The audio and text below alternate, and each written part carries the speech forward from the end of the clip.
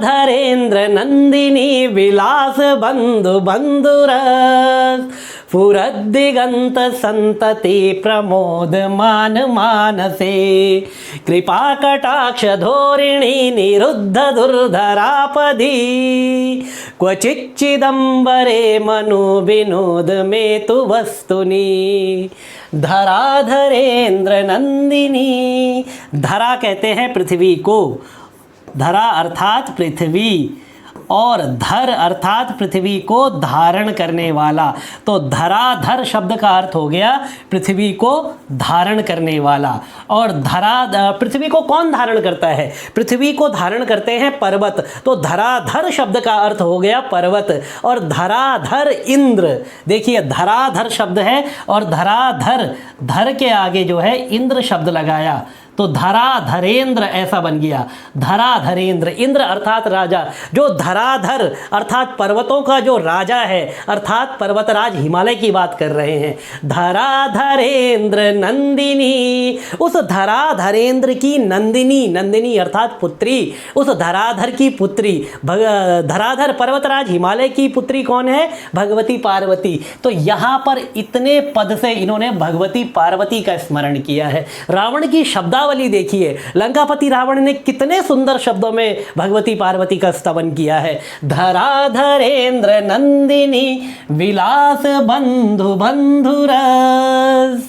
भगवती पार्वती ने अपने सिर पर एक आभूषण धारण किया है और उस आभूषण का जो प्रकाश है, उस आभूषण की जो चमक है वह समस्त दिशाओं में व्याप्त हो रही है, समस्त दिशाओं में फैल रही है। धराधरेंद्र नंदिनी विलास बंधु बंधुरस फुरद्दिगंत संतति। ये दिगंतर तक उस आभूषण का प्रकाश फैल रहा है जो भगवती पार्वती ने अपने सिर पर धारण किया है।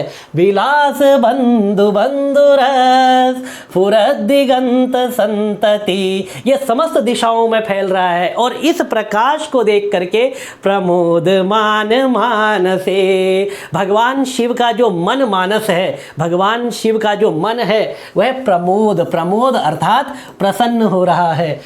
फुरद्दिगंत संतति प्रमोद मान मानसे कृपा कटाक्ष धोरिणी निरुद्ध दुर्धरापदी।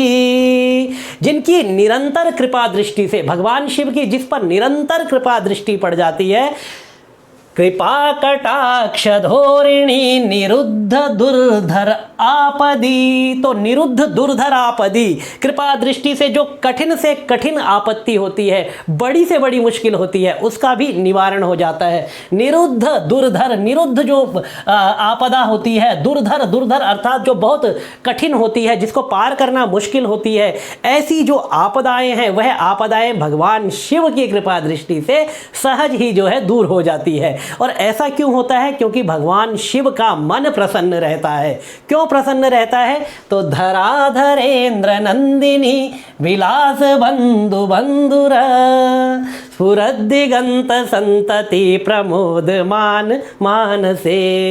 भगवती पार्वती के शिरोभूषण का जो प्रकाश समस्त दिशाओं में व्याप्त होता है, समस्त दिशाएं उससे जगमगा जाती है, उसको देख करके भगवान शिव का मन प्रसन्न होता है। और ऐसे प्रसन्न मन वाले शिव की कृपा दृष्टि जिस पर पड़ती है वह निरुद्ध दुर्धरापदी।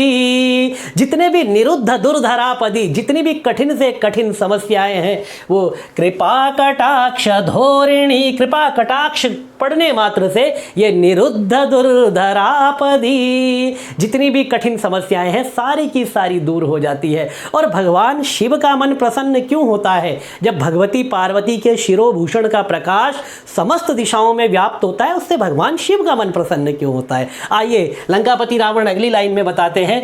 क्वचित् दिगंबरे मनो विनोद में तु वस्तुनि, क्वचित् दिगंबरे मनो, दिगंबर है भगवान शिव, दिशाएं ही अंबर, अंबर अर्थात वस्त्र है जिनके, अर्थात समस्त दिशाएं ही भगवान शिव का वस्त्र है। और भगवान शिव के इन दिशा रूपी वस्त्रों पर भगवती पार्वती के शिरोभूषण का प्रकाश पड़ता है। तो यूं मानिए कि भगवान शिव के वस्त्र प्रकाशित हो जाते हैं। और जब वस्त्र प्रकाशित होता है तो व्यक्ति सहज ही अपने मन में प्रसन्नता का अनुभव करता है। यही प्रसन्नता भगवान शिव शिव के मन में है।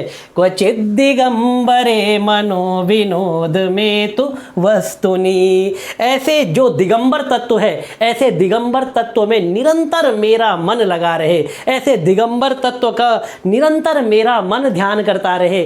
क्वचित दिगंबरे मनो विनोदम एतु वस्तुनि, मेरा मन आनंद प्राप्त करता रहे, विनोद प्राप्त करता रहे। ऐसे भगवान शिव के चरणों में मेरा सदैव मन जो है आनंद को प्राप्त करता रहे, जिससे कि मैं शिव तत्व का अनुभव कर सकूं, ओम नमः शिवाय इस मंत्र का मर्म समझ सकूं और भगवान शिव के इस मंत्र के जाप से अपने कर्तव्य कर्मों को ठीक प्रकार से कर सकूं।